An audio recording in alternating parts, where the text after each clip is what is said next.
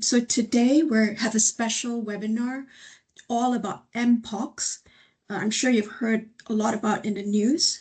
So just to introduce myself, I'm Dr. Esther Tan. I'm the Senior Medical Officer in charge of public health issues within DMOSH of the UN. So anyway, today we hope to be able to give you more information. You've already heard a lot about Mpox before because we have actually, worked on this before. We presented some of these information before, but then now we just want to refresh all of you again with the latest information. You do it yourself. Sorry, yeah, if everyone could just mute themselves, thank you.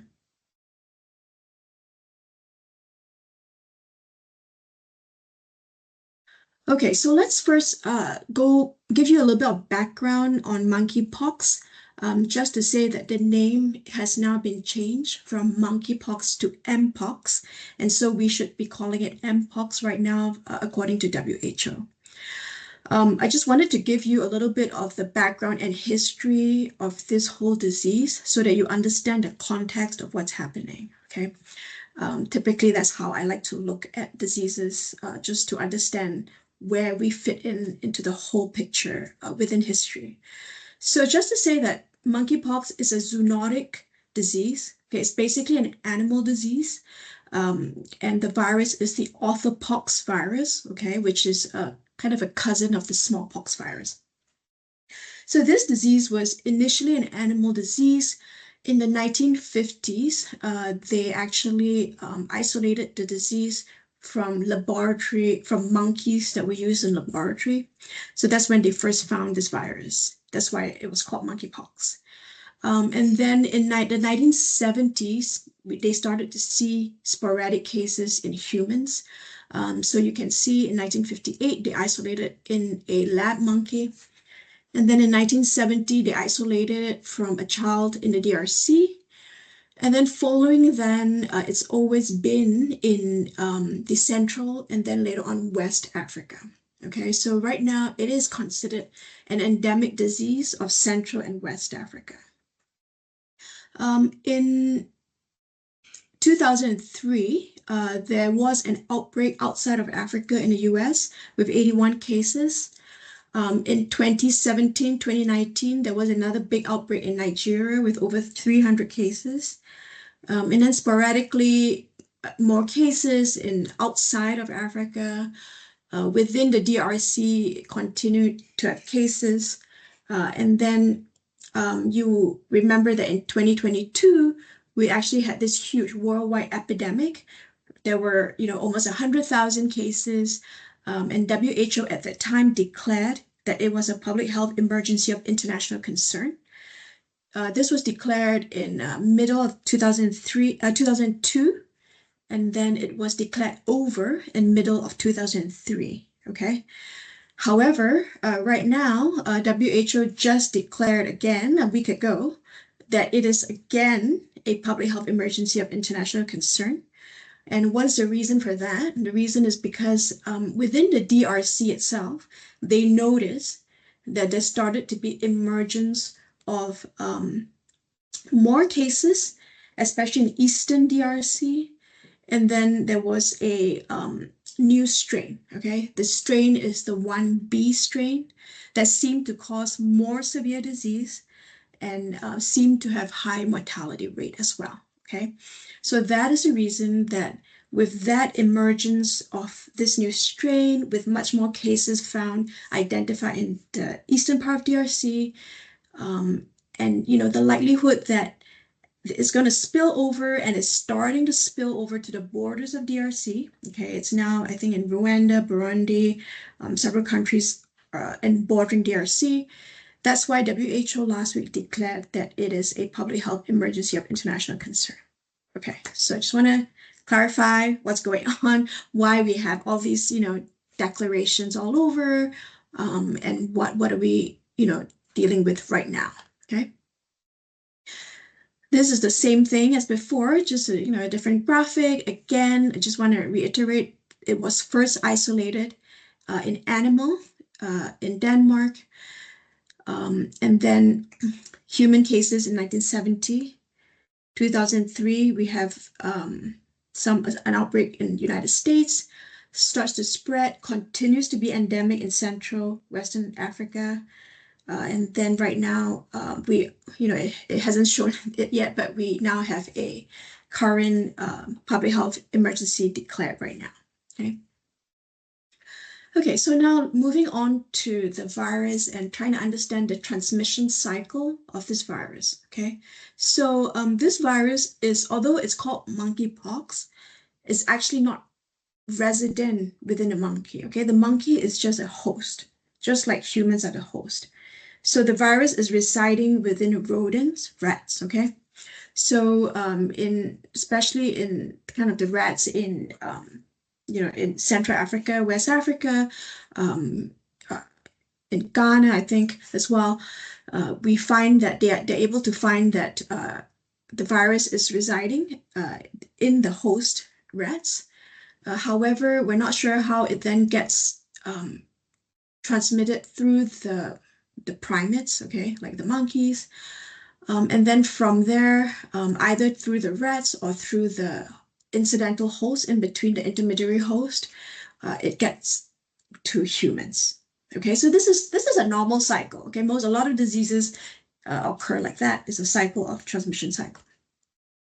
So humans, obviously, as they approach and encounter animals, they can get the disease. Okay, so for example, in the early stages of this outbreak, perhaps through meat eating, through hunting of the animals, through scratches, exposure to the animals, biting. Okay, sporadically they get this disease. Okay, but then as more humans start to get the disease, we start to see more human to human transmission, which is what's happening right now. Okay, so it starts to move on to human passing and then to the community. Okay, so that's why in 2002, 2003, we started to see, a lot of community disease in the US, for example, through sexual activity. And then now we're seeing more. So that's why, WHO is worried about this situation. Okay, so now talking about the different subtypes of the virus. So essentially there is clade 1 and clade 2, okay? Clade 1 type of the virus is more severe and clade 2 is less severe. Okay, clade 1 tends to be more in Central Africa and clade 2 is more in the western part of Africa. Okay, so as you can see here, there are two subtypes of the virus. Clade 1, the more severe, clade 2, the less severe. This clade 1 outbreak has been ongoing in DRC since last year and now has spread to neighboring countries. So this is the one that WHO is saying that they're worried about, okay? And so clade 1 itself can be further split up into clade 1A and clade 1B. Okay, so clade 1B is what I was explaining to you. That is this new mutation that they're worried about. It's more deadly. The mortality rate is about 5%. The rest are less. Okay, and it seems to be more spread by sexual activity. So this is the one that we're currently worried about. But of course, we're also worried about the other clades. So clade 1A has been there long standing, more in Central Africa. The death rate also can reach 10%. The death rates vary a lot depending on where and all that. It's hard to really kind of get an average. So right now we're still trying to get more data to understand the proper case fatality rate. Okay, but just some general trends we can see. So clade 1A transmission is more with contact with animals, with people, contaminated object. This recent one seems to be more sexual activity. And then clade 2 is less severe. Mortality rate seems to be 0.1%. Again, the same type of exposures, you can get this disease. Okay, and then what is the typical population affected? So clade 1A tends to be more children. Clade 1B right now seems to be more adults. But however, having said that, the mortality is more in children still, okay? And then clade 2 is more adults as well. Again, as I mentioned, clade 1 tends to be in Central Africa, so in DRC and some of the neighboring countries. Cases have also been detected in Europe and Asia. Clade 2, mostly in South Africa, but also is endemic in West Africa, as I mentioned. Yeah. Okay, so now let's move on to the other parts of this presentation. So as I mentioned, this presentation, I gave you the history, but now we're going to kind of move on and focus more on like the risk mitigation strategies for all of you. I just want to say that when I give you all this information, please make sure that you take into account any information from your local health authorities, okay? And so you should kind of adapt our information according to your local health authorities as well. Just looking at a little bit at the number of cases right now. This is from a CDC map from yesterday. And so total, there's been about 122 countries that have reported Mpox already, out of which of these, total of these, only 7 has historically reported Mpox, and 115 previously have not reported Mpox. This doesn't mean that it kind of wasn't there. Just to be aware for all of you who, to think like as an epidemiologist, is that when people get to be more aware of these diseases, they start to identify more of it. And so then we get to see more and more cases as well, okay?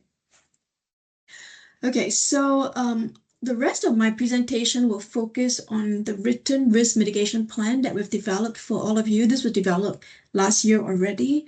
We have since updated it. So the new version is already out there. And this version will be updated all the time as we go forward. The location of this information will be here. We have it both in English and in French. And this is a one-stop web page that you can go to for everything that we have related to Mpox that is relevant for UN health clinics as well as for staff, okay?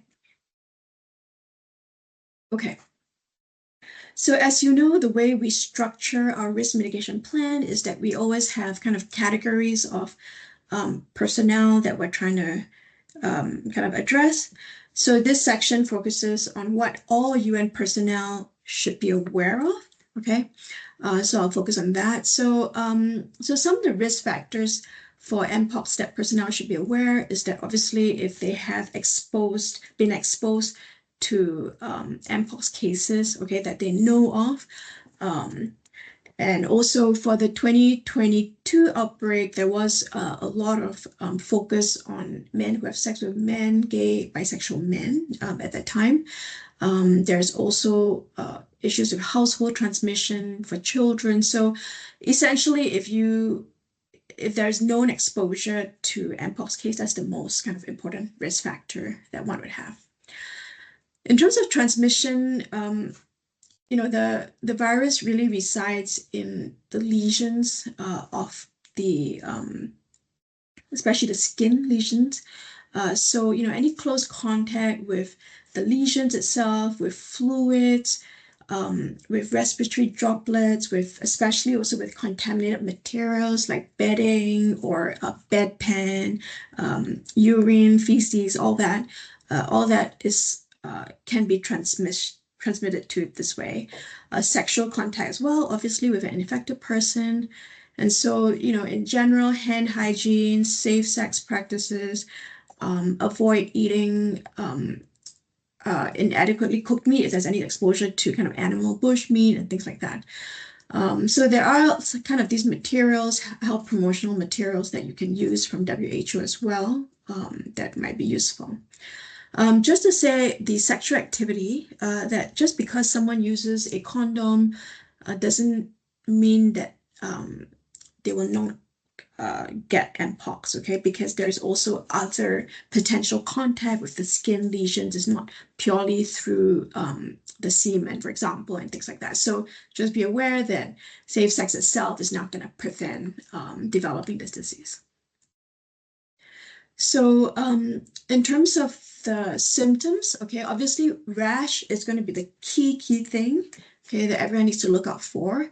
I can talk a little bit more about the rash later, but then essentially, the rash is very similar to chickenpox, to herpes, okay? There are some distinguishing factors.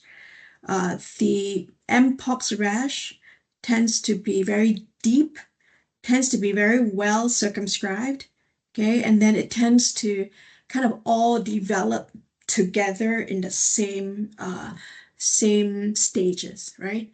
So you know that some rash have different stages, but Mpox seems to be kind of all together. So anyway, rash is the most important thing, okay, that people should be looking out for. Usually before a rash, people can get systemic symptoms like fever, headache, swollen lymph nodes, body ache, weakness, fatigue, back pain. Okay, these things can happen about 3 or 4 days before a rash. But in the recent cases of Mpox, the rash had just occurred without all these things. Okay, so just to say that there is a variety, there's a range of symptoms. So just to say that rash is the most important, but they can have a prodromal before the rash as well. Another important thing to remember is that most people with Mpox will have a mild self-limiting disease, okay? So it is typically, it ranges from a few days maximum to 2 to 3 weeks. So most people can be dealt with just isolating it themselves at home with proper care. In terms of covering the lesions and staying away from others. They will not need to be hospitalized and have complications, okay? So just to say that please assure your staff that most people will have a mild disease if they even get the disease in the first place, okay? According to WHO, mass vaccination is not recommended. However, vaccination could be considered for context of cases, as well as for post-exposure to cases. Having said all this, vaccination right now, the vaccine is quite limited. I think in many of the areas that you reside in, the vaccine may not be available. I encourage you to speak to your local WHO counterparts to understand if vaccines are available or not.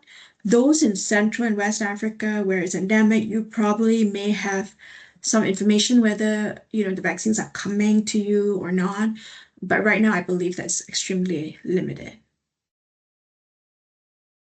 So as you know, I think yesterday there was a meeting of the IHR, International Health Regulation, but as well as when they had the meeting August 14, WHO did recommend that we should start to prepare countries to advance in vaccination activities in terms of trying to access the vaccine. And so anyway, WHO will be looking in this area more. There should be more information coming out in this space, so you can watch this space, okay?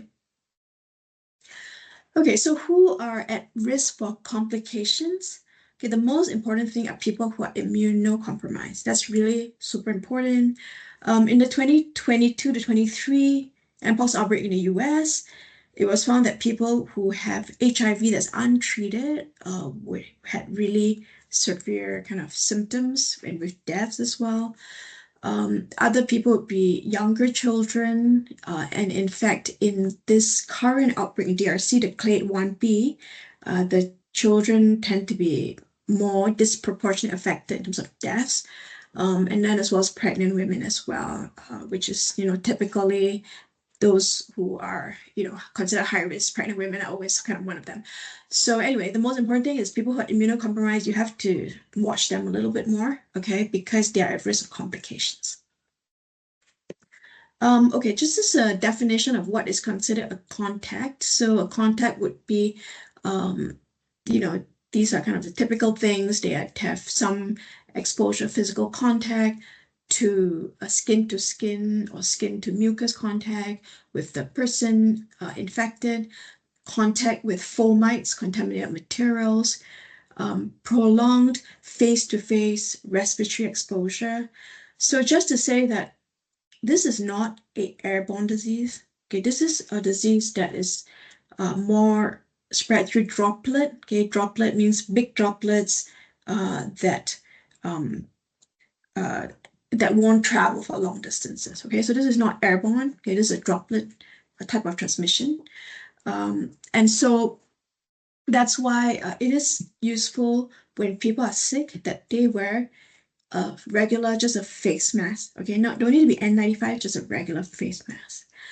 We'll talk a little bit about the mask that's needed for healthcare workers, because that's going to be different. That's going to be the N95. Okay, but for regular patient, you can just put a mask on them because a medical mask, a face mask, surgical mask on them because this is a droplet type of transmission.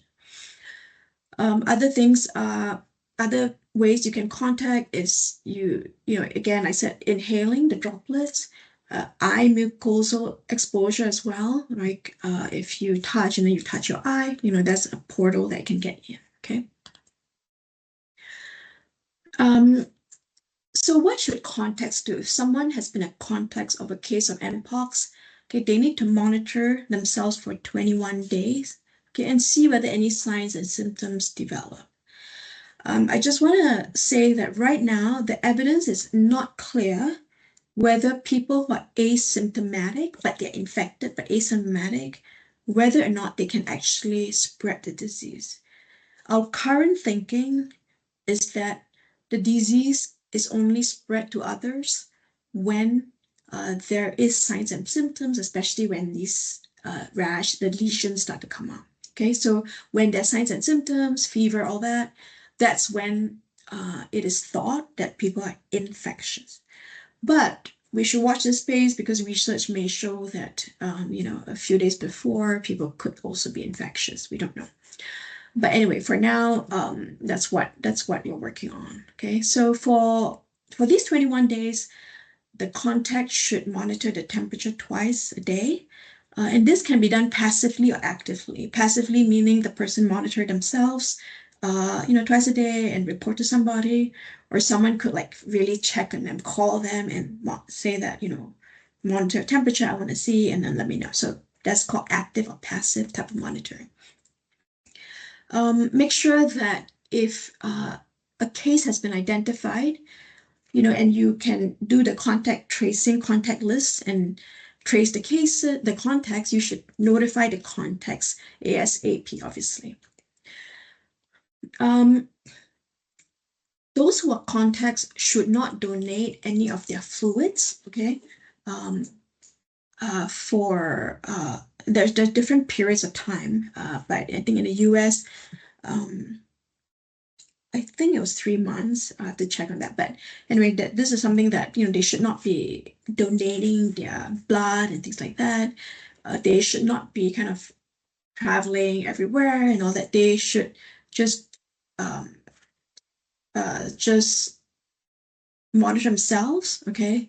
But there's no need for like isolation at home and things like that if they're asymptomatic, okay? However, if they start to develop symptoms, rash, fever, and all that, then they straight away need to be isolated, okay, and then monitor to see whether they start to develop Mpox. Okay, let's move on to UN health workers now, which are most of you. So you should be reviewing the WHO online courses on Mpox. Okay, we have the links up in our risk mitigation plan. Again, you should understand that most people with Mpox will just recover at home. You should be aware that treatment is mainly supportive. There's nothing very much that can be done. I can talk a little bit more about the antivirus later, but just be aware of that. The most important thing for Mpox, actually, for complicated cases, is actually pain. Pain is the worst part of it. It can be extremely painful. And in fact, the 2022-23 outbreaks, there was a lot of lesions, for example, in the genital area. It was extremely painful in the anal area, so perianal area. So those things are very have to be kind of dealt with, and people may need to be hospitalized for those things. Again, you should follow standard precautions for all patients at all times. You know, the way you handle them, always follow the standard precautions needed. Hand hygiene, gloves. This is standard for every patient that you meet, because you never know what diseases patients have, right? So make sure you follow standard precautions. Make sure that your clinic have a way of triaging people, such that when they come in and they say that they have fever and rash, that there is a way that your clinic would straight away isolate people and kind of triage them, put them separate away from the other patients. Okay, so make sure that you do that. In terms of the isolation recommendation needed, if you have a suspect case, okay, you need to try to isolate them in a private room, not mixed in with other patients. You should have contact and droplet precautions. Okay, so what's contact droplet precautions? So contact would be you need your gloves, you need your gown. Okay, droplet precautions, you would need your kind of eye protection, and as well as for droplet is the medical surgical mask. Okay, however, Mpox again is not an airborne virus. However, there are procedures that can be done which can aerosolize the virus. Aerosolize meaning under high pressure. Okay, for example, if you intubate, the fluid can have high pressure, and then it can have become small droplets, which then can travel a bit further. So because of that, the recommendation is that healthcare workers should use N95, because N95 helps to deal with the smaller droplets. So you need to use N95 when you deal with suspected patients, okay? Again, these airborne precautions, which is the N95, should be used for any aerosol generating medical procedures. Like I mentioned, intubation is one example. All lesions of the patient obviously should be properly covered as much as possible. And then patient themselves should wear a surgical mask at all times, but especially when they're close to healthcare workers. Having said all this, the research right now does show that healthcare workers are not high risk in terms of that it's easily transmitted healthcare workers. There have been studies done in the 22, 23, which showed that it's not as if it's easily kind of transmitted healthcare workers. So I don't want you to kind of be terribly worried, but you do need to make sure you have all these special precautions when you're dealing with suspect case. WHO also just kind of updated their steps on how to put on PPE. So there are some new graphics here that I've put on here. And if you need a refresher, we can refresh in a separate time. But just please go through this with your staff, make sure that all of them know how to put on PPE. And the more important thing for Mpox is how to remove the PPE. So that's the most important part. The removal part is when you can actually get the virus out into the atmosphere, and especially the dry particles, kind of as you have movement of the materials. So taking off gently, very important, in a proper way is very important. Okay, so that's please go through all this with your staff and just practice doing all this. Okay, in terms of diagnosis, the gold standard for Mpox is PCR testing. Okay, you can also do virus culture if you want to, but then PCR is sufficient for you. Okay, so you need to take swabs of the lesion and then send it for PCR. You can also swab throat. However, the pharyngeal swabs tend to have lower, the throat tends to have lower virus particles compared to skin lesions. So swab it from the skin. Okay. So go over and look at the guidelines from WHO how to collect and properly collect these swab samples. In terms of differential diagnosis, main differential diagnosis would be your rashes, your other disease with rashes. So chicken pox, herpes, syphilis, as well as molluscum contagiosum. So these are some of your typical differential diagnosis. So just be aware. Of course, they can also co-infect, but I think that it's unlikely that both viruses at the same time having this rash. So just be aware of what it looks like. They do look slightly different, but of course, the most important thing, if you can swab it and then get PCR straight away, you're gonna know the diagnosis straight away. And then guidelines regarding what people should be done, in terms of after being exposed, post-exposure, pre-exposure vaccination can be found in our full risk mitigation plan. Okay, so these are some pictures from the CDC and how monkeypox rash could differ from other rashes. So as I explained before, it's a very well circumcised, very deep type of rash. There is a central umbilication at the middle. The other thing is that actually these monkeypox rash is actually not filled with like fluid or pus inside. It looks like it is, but it's not. It's actually hard. Okay. So and then the other thing that I mentioned, that they all are evolving at the same time. So as you know, most rashes start with a macule flat, starts to form papular, it starts to, and then it starts to have vesicle, and then it starts to crater in the middle. Okay, so typical, but it all happens really at the same time. So anyway, just be aware. I'll just go and kind of look up at your differential diagnosis so you understand how different rashes, especially chickenpox, molluscum, contagiosum, just know how they differ, how it looks different from the Mpox. Okay.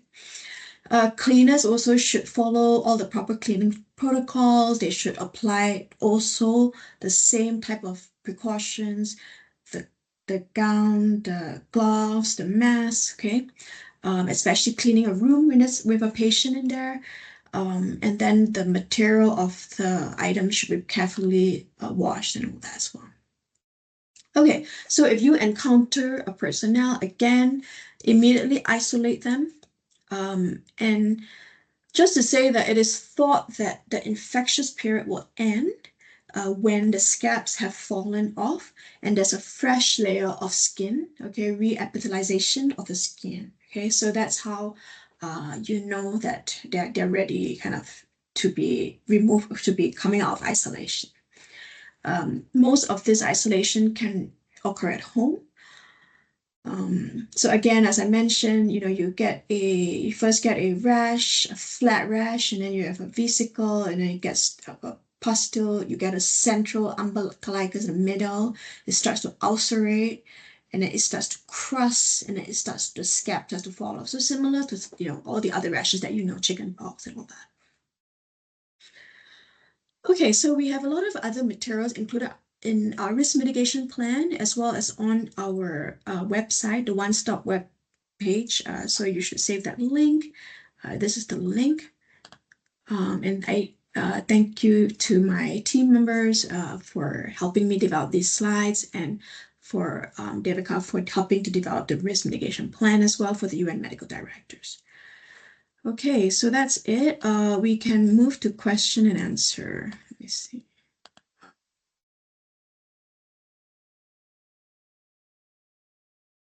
If anyone has any questions, so I may not be able to answer all of them, but if need to, we will come back to you, okay?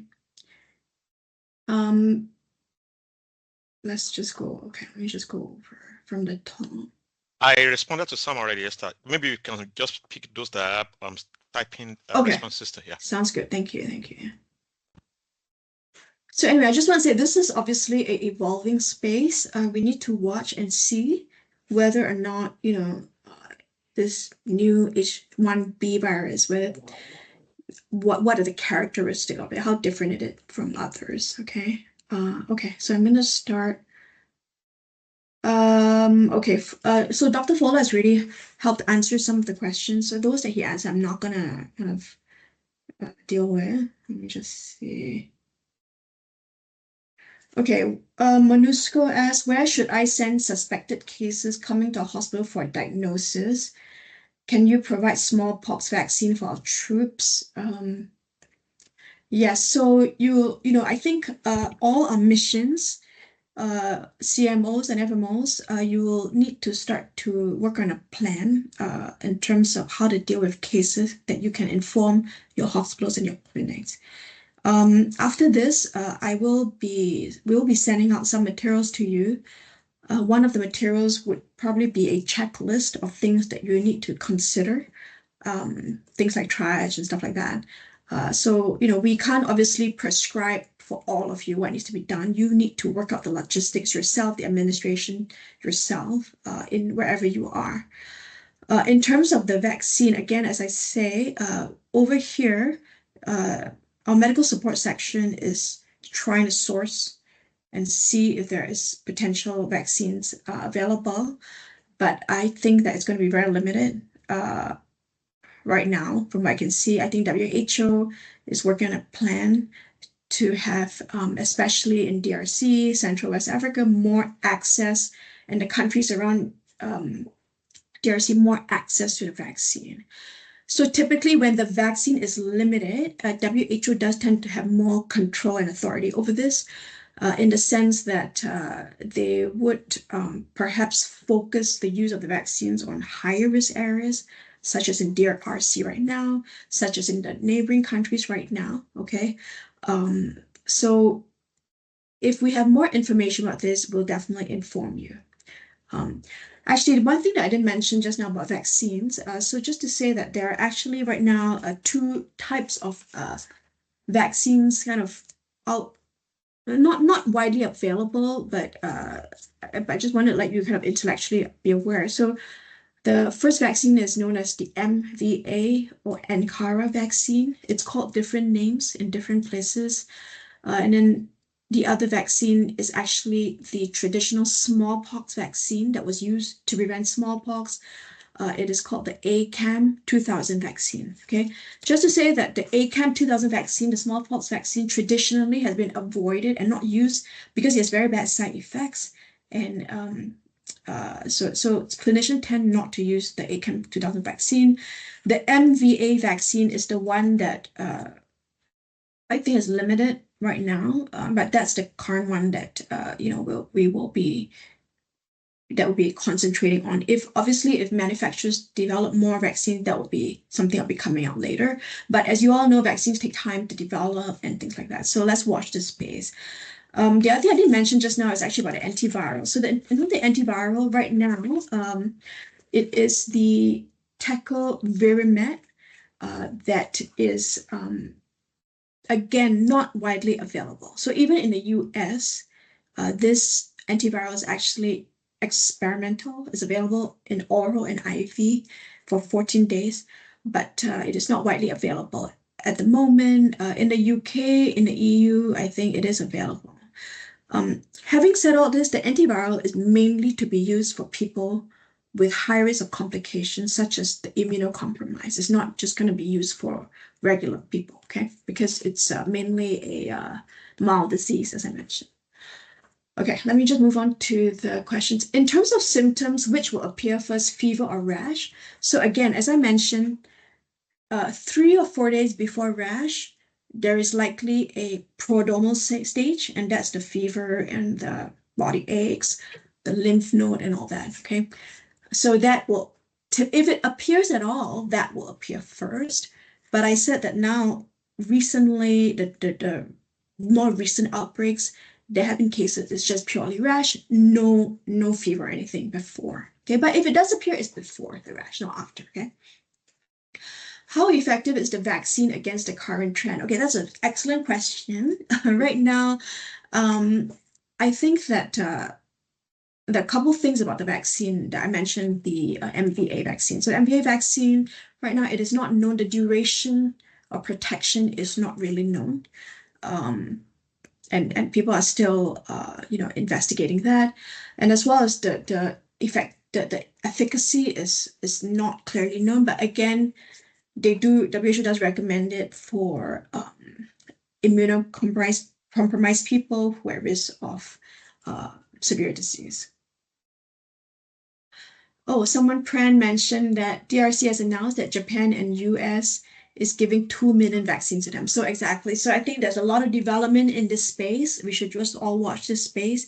But again, I think that it will mainly be prioritized to the countries that need it most right now.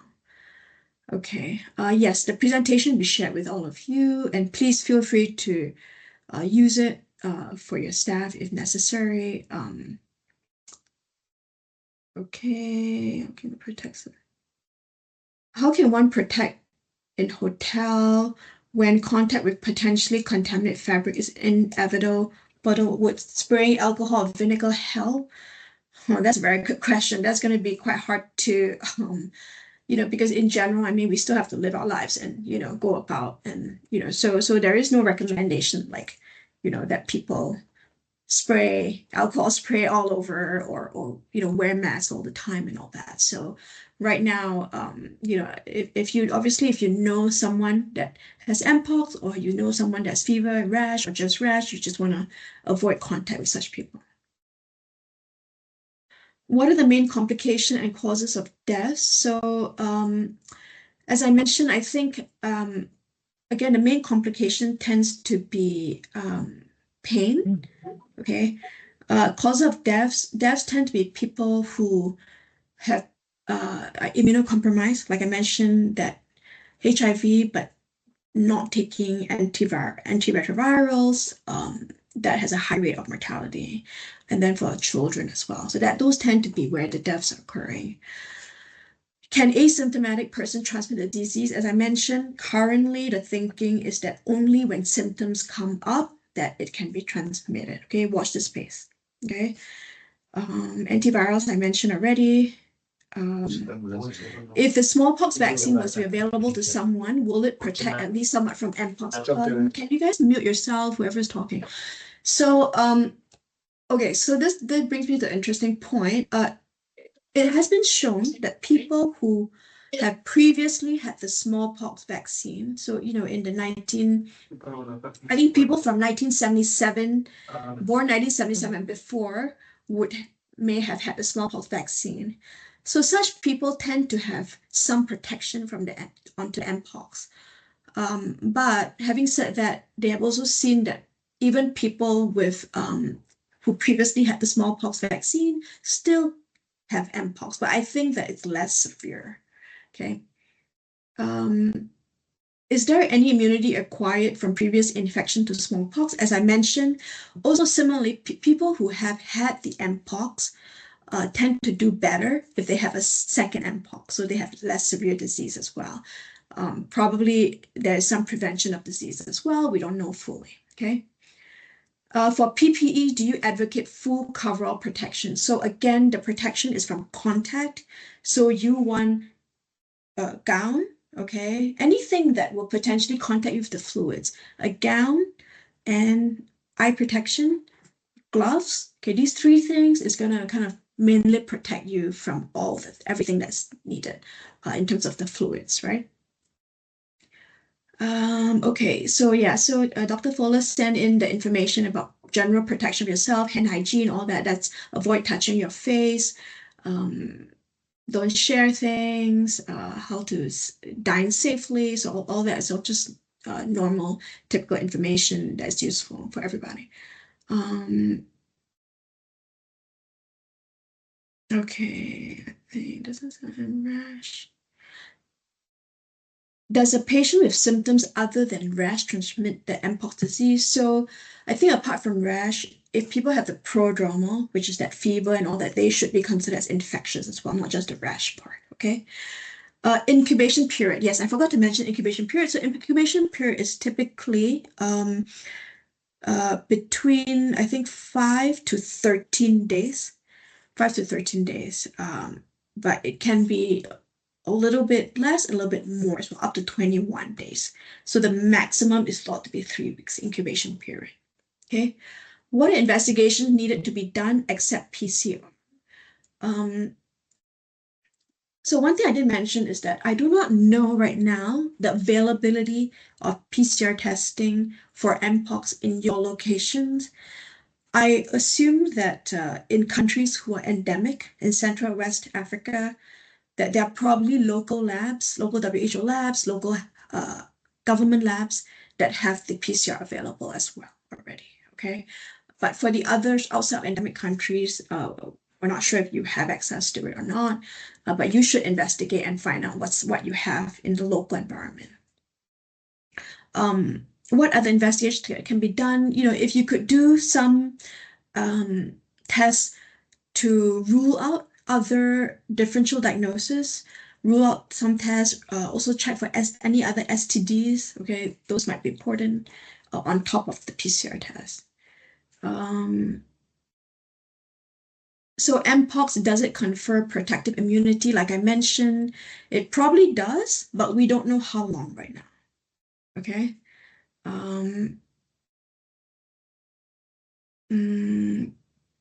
Oh, difference between Mpox and smallpox. Okay, that's interesting. So, you know, smallpox is right now considered eradicated.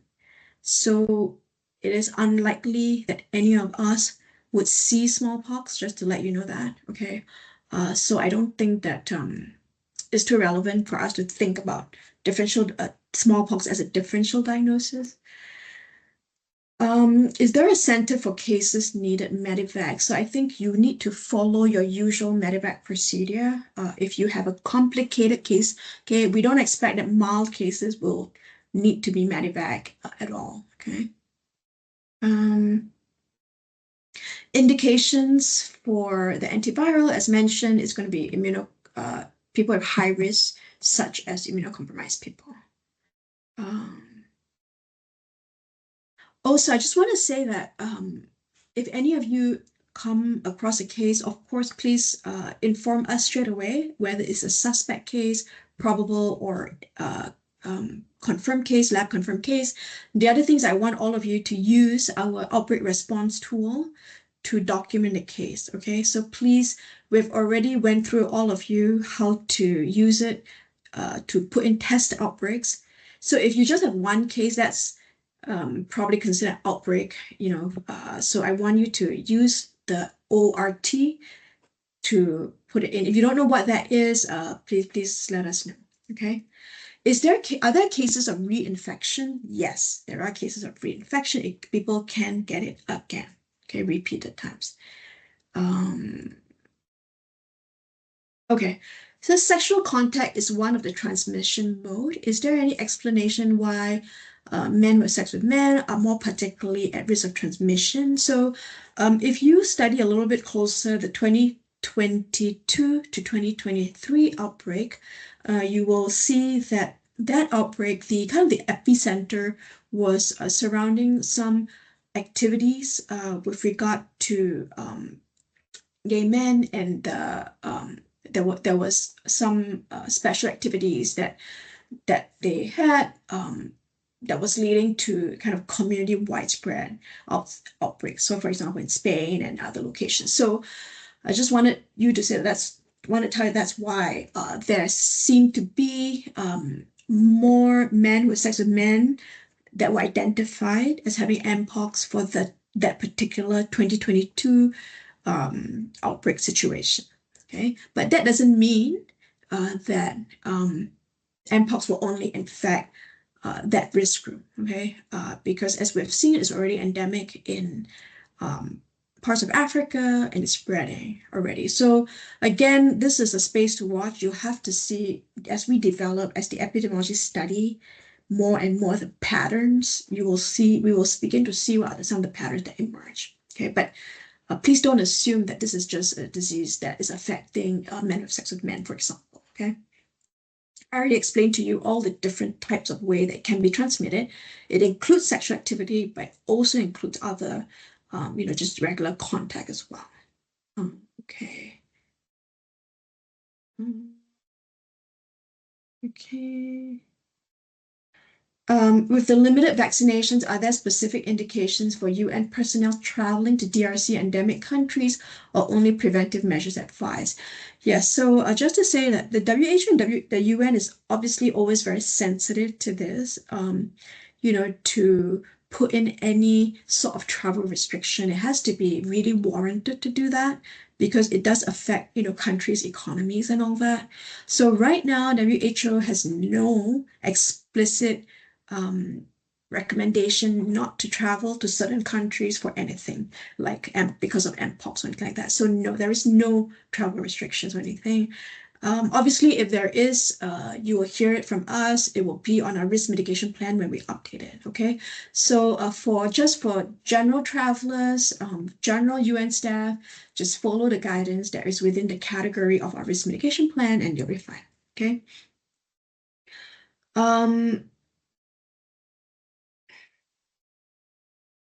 So do you know how much time the virus, especially clade 1b, could survive off the body? That's a good question. I don't know that, and we'll have to check. Any long-term health outcomes for patients who recover from Mpox? I've not read that there's any long-term issues with people who recover. But again, this disease is not widely known, not widely studied as well. So perhaps there might be, I don't know. Okay. What proportion of transmission was attributed to sexual contact? Again, different like outbreaks that are happening in different parts of the world may have a different pattern. As I mentioned, the 22-23 outbreak in the US was a specific type of pattern. The DRC right now, the 2023 that has happened last year, right now the 1B, again, seem to be related to more sexual activity.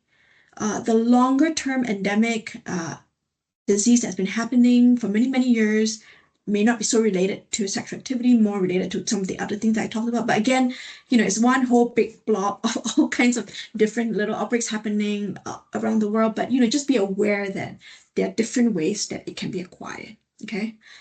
Is Mpox given as a live vaccine? Is the vaccine given as a live vaccine? Yes, it can be given as a live vaccine, I think. But again, not widely available, I believe. Should we not be more cautious in handling suspect cases to avoid spread of disease, like teleworking for suspected cases? So again, if it is a case identified for sure, self-isolation, stay at home up to 21 days, or when the lesion is crusted over, new skin forms, okay, cases must stay at home. Okay, for contact, okay, there is no quarantine policy right now. Okay, if you remember the difference, okay, we did this in COVID. You remember the difference between isolation and quarantine? Isolation is you keep to yourself if you're a case. Quarantine is you keep to yourself if you're a contact. Okay, I just want to make sure the jargon is clear. Isolation and quarantine. Right now, there's no recommendation for quarantine. Okay, the keeping to yourself for contact. Why? Because as I mentioned, the theory here is that contacts are not spreading disease. They're not infectious. Okay, so therefore, right now, if someone is a contact, there is no restriction of their movement as such, okay? Normal activities, but they just need to monitor themselves a symptom. Immediately when they have symptoms, they just need to isolate themselves. That's what there is, okay? Okay, what exactly is the contact tracing process? So, contact tracing is the process when a case is identified that's infected, okay, you need to quickly do a line list, right? So what you need to do, you need to talk to the person, interview the person properly, ask them, do they recall in the last 21 days whether or not, or actually, sorry, not last 21, from the time that they were having symptoms until the period that you're interviewing them, do they recall encountering anybody with those sort of transmission activities? So were they in close contact with someone skin to skin, respiratory droplets spraying on somebody? Were there sexual activity with somebody, all their household contacts? So you need to have a process of interviewing people. And then when you interview people, you then create a line list. That's what we call a line list. So that's the process, okay, of contact tracing, line listing, and then immediately inform the contacts. Don't alarm people, obviously. You don't want to say that they have Mpox. You just want to be very, very measured, explain to them that there's you are considered a contact. And so these are the things that you take care of. Okay, so you need to do contact tracing immediately. This is not just for Mpox, this is for any infectious diseases that have potential for person-to-person spread. Okay, always do contact tracing. That's just kind of typical for all infectious disease. Okay, I'm just gonna quickly just move on. Any thoughts about Mpox virus antigen detection kit? So I'm not familiar so much with that, but again, as I mentioned, the PCR is the gold standard, so stick to PCR, okay? Are there training materials available for healthcare workers on sample collection techniques? So I think WHO would have it on their training material site. So again, it's all on our risk mitigation plan. Have your healthcare workers go through the WHO training, okay? Any info on number of cases among UN personnel? Okay, so right now we're still investigating some issues. So please, I would urge all of you, if you know of any cases, inform us, put it into the ORT so that we are able to start to keep tabs of cases. Again, please be aware that it is an endemic disease that has been occurring in West Africa, Central Africa for many, many years. So it's not something you probably have had cases, UN personnel with cases already. So don't be alarmed, okay? But we do want to start to really kind of monitor and kind of look at any disease trending among us, UN personnel. So please notify us. Okay. I think I Okay. answered all the remaining one. Yeah, I think everything else is answered. Yeah. Okay, it's 10:35. I've got to go, but thanks very much. If you guys have any other questions, please feel free to email me. My email address is, I put it here, tan2, if you need anything, or email our DMOSH Public Health kind of generic email address as well. But thanks very much. So, if we need to, we will regroup again to discuss any more issues that will come up. If we know anything more in terms of vaccination, PPE, access to stockpiles, everything, we will keep you informed. Okay, this issue obviously is now a public health emergency of international concern. So we in DMOSH are taking it seriously, and we will be putting out a comprehensive plan. If any of you need any plans, to be looked at, or any advice at all, please just feel free to reach out to us. We're always here to help you to be successful, to deal with a case. If you want to, you can also do some exercises, simulation exercise for yourself. Just pretend that you have a rash and fever case coming into your clinic and talk through and actually simulate how you would deal with something. Okay, that's going to be, I think, very useful to all of you. Whether or not Mpox happens in you, it could be other rash cases, but it's going to be useful. Okay, thank you so much. All right, take care, everyone. Goodbye.